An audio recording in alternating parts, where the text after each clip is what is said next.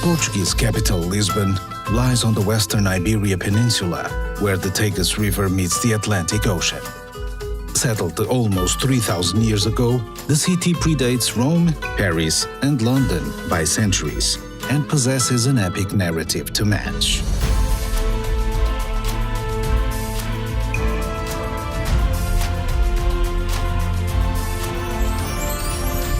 From its early days as a Phoenician outpost to its expansion into a 16th century trading giant, from the Great Earthquake of 1755 to its glorious reconstruction, Lisbon has long been a city of shifting fortunes. For much of the 20th century, the city floundered, but the winds of fate have again shifted in Lisbon's favor.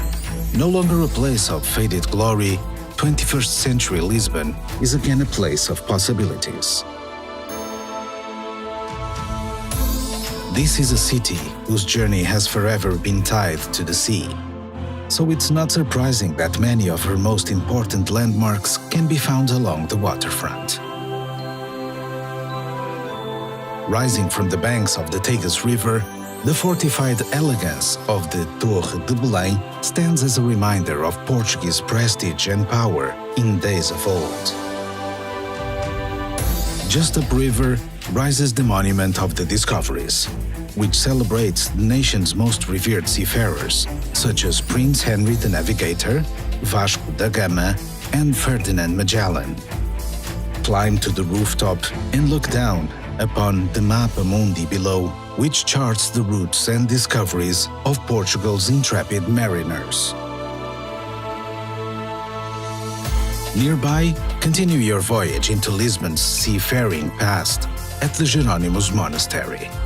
Vasco da Gama spent his last night in prayer on this site before departing on his epic voyage to the Orient in 1497. The vast monastery that stands today was funded by the incredible wealth that da Gama's spice route brought to the city. This vast monastery complex is also home to the city's Maritime Museum, which preserves relics from Portugal's golden age of sail.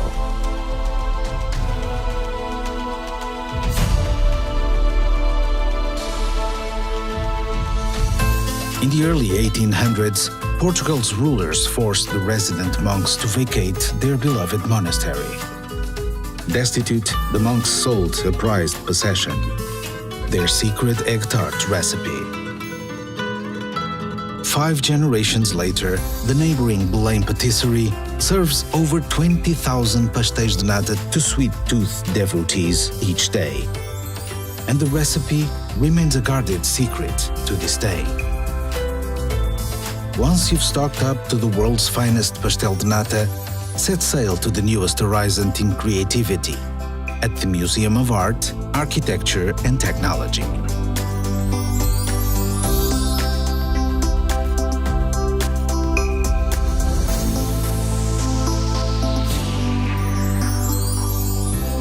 Further upriver, the Portuguese love of the sea continues at the city's acclaimed Oceanário, where hundreds of species glide by in a celebration of a global ocean.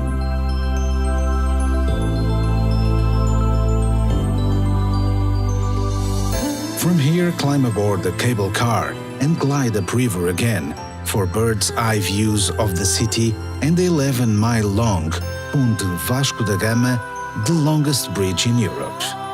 The waterfront is also where you'll find the city's grand gateway, Praça do Comércio. This great square in the center of the Baixa district was once the home of the royal palace, until 1755, when a natural disaster changed Lisbon and Europe forever. At the Lisbon Story Center, feel the devastating tremors of that 6-minute earthquake and the terror of the tsunami and 5-day firestorm that followed. The earthquake obliterated 85% of the city. But with calamity came opportunity. Within a year, the rebuilding of Lisbon was well underway. Wide avenues replaced the medieval rabbit warrens of old. and a new style of elegant, earthquake-resistant architecture was born, Pombalin. The earthquake also shook the city free from the religious dogma of old, and from its cracks came the fresh new shoots of the Enlightenment. Pass beneath the triumphal arch, crowned with a figure of glory, valor, and genius, a tribute to the city's swift reconstruction. Then, simply drift down Rua Augusta and into another of Lisbon's great squares, de Rossio. If Praça do Comércio is the city's gateway, de Rossio is its heart. Since the Middle Ages, Lisbon's citizens have gathered here for bullfighting and celebrations. Today, it's the perfect place to relax by the cool of its fountains and on the waves of its patterned pavement. Lisbon belongs to that club of great cities, which are defined by 7 hills. So, wherever you roam, eventually you will find yourself going up to take in the views. Luckily, Lisboetas have come up with some innovative solutions to save their legs on hot summer days. From the lower town, ride the Elevador de Santa Justa to the Bairro Alto district. Here, you will find the Convento do Carmo, whose unrestored arches bear testament to the devastation which befell the city in 1755.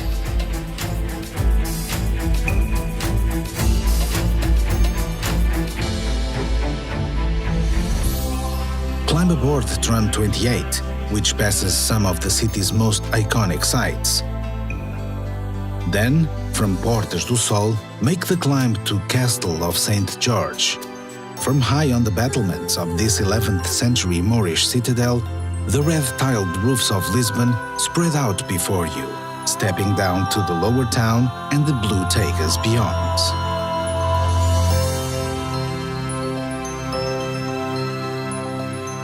You'll find trams rattling all over Lisbon, but the most beloved of all is Glória, which runs between the lower town and Miradouro de São Pedro de Alcântara, the perfect place to watch the city light up with someone special.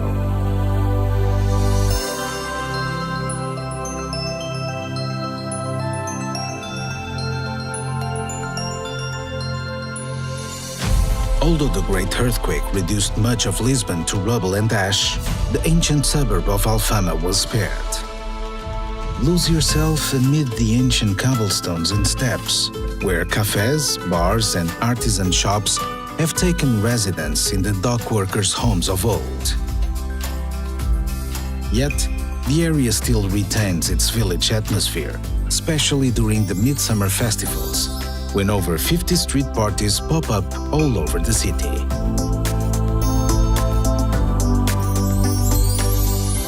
The Alfama is home to the Romanesque towers of Lisbon's cathedral, whose walls date back to the Second Crusade, when the city was liberated from the Moors.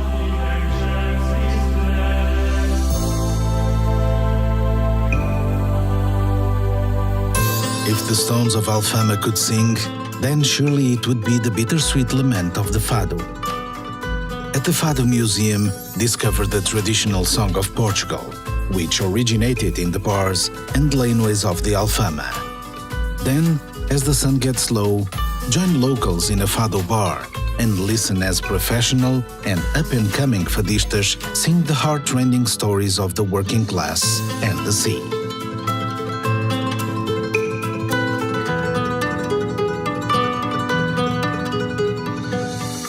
Lisbon's walls may not sing, but the tiles which adorn them possess a music of their own. First introduced by the Arabs, over the centuries the Portuguese have made the art of azulejo their own. Housed in a former convent, the National Azulejo Museum celebrates the evolution of Portugal's tilecraft across the centuries, from the biblical tales of old to the new frontiers of tile design.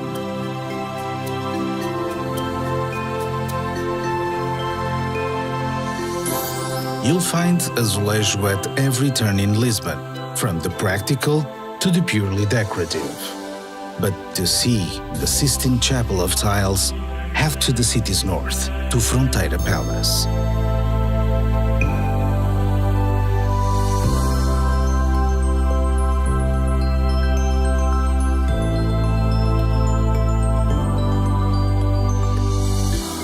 Just to the east, at the Calouste Gulbenkian Museum, you'll find another of the world's great collections. The museum's 6,000 art treasures represent a lifetime of acquisitions by the oil magnate Gulbenkian. Lisbon's love of creativity isn't just confined to her galleries. You'll find it amid urban renewal projects like the LX Factory, which has breathed new life into the city's fabric factories, which fell silent long ago.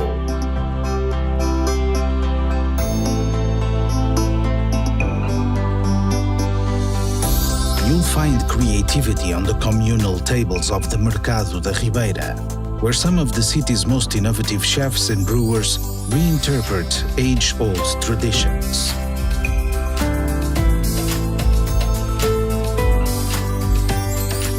Lisbon has always been a city of discovery, so when you're ready to explore a little further afield, you'll find no end of adventure. Less than 20 miles west of the city is Cascais, an ancient fishing village that was woken from its slumber when Lisbon's nobility discovered its golden bays in the late 1800s.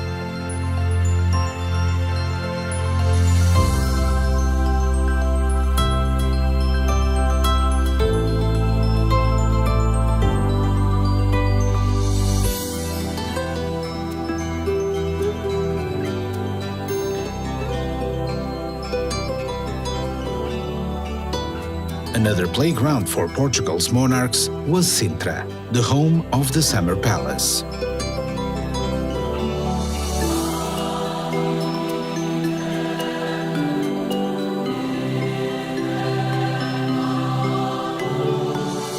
A half-hour drive to the northwest of Lisbon, Sintra is more than a weekend destination. It's a journey into a fairy tale. Hans Christian Andersen fell under Sintra's spell, returning time and time again, calling it the most beautiful place in Portugal.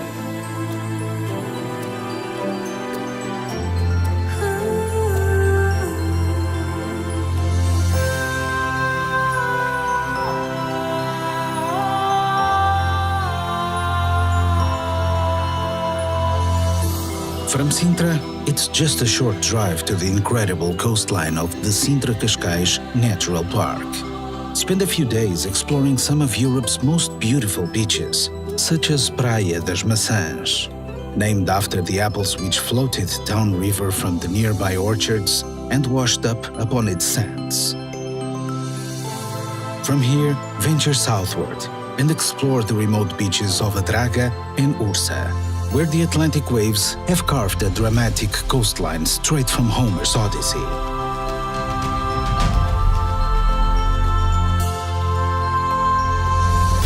At Cape Roca, stand upon the cliff top, which until the 14th century was considered the end of the world. Here, on the westernmost point in mainland Europe, 400 feet above the pounding Atlantic, it's easy to understand how Lisbon's seafarers were drawn to see what lay over those far horizons. Yet, no matter what wonders they saw, what riches they found, they always yearned to return to their city, Lisbon, the Queen of the Sea.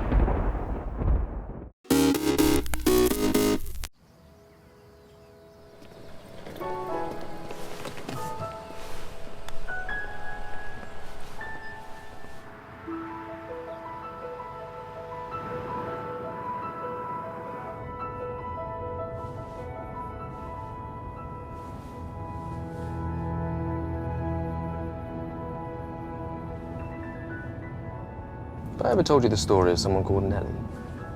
Well, she was one of those people who was always trying to test herself, like you. And one day, she got this idea. She was going to travel all the way around the world, quicker than anyone had ever done before. So she set off. Soon, she was sailing the 7 seas, seeing sights that most could only dream of. Now, she was tested in 1,000 different ways, but not for one moment did she look back. And by the time she reached home, she knew it had all been worth it. She proved what she was capable of. You see, when you believe in yourself, the world will believe in you too. Sometimes you just got to step outside your comfort zone.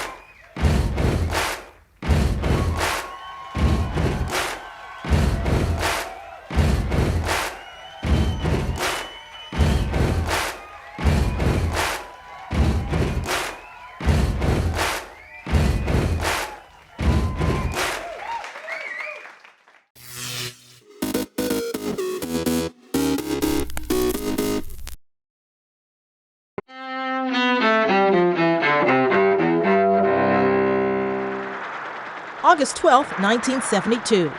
The last American combat troops leave Vietnam.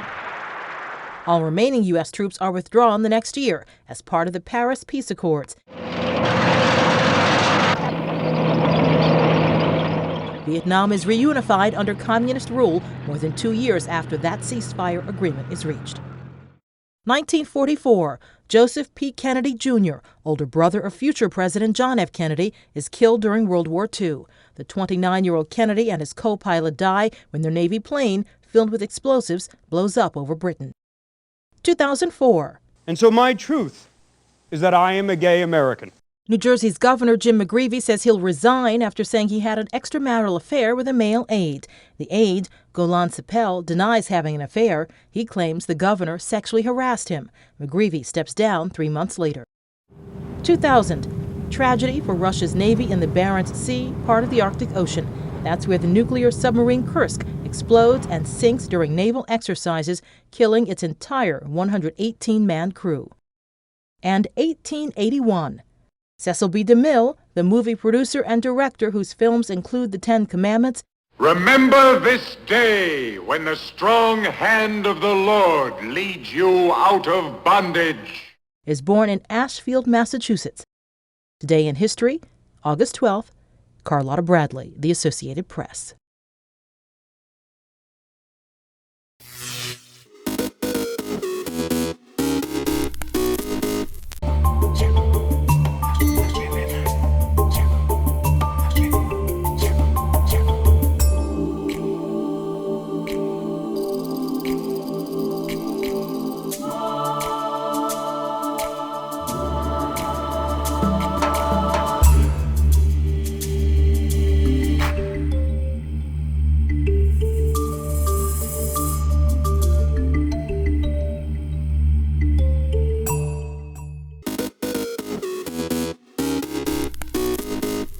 Welcome back in our studio, and in today's news,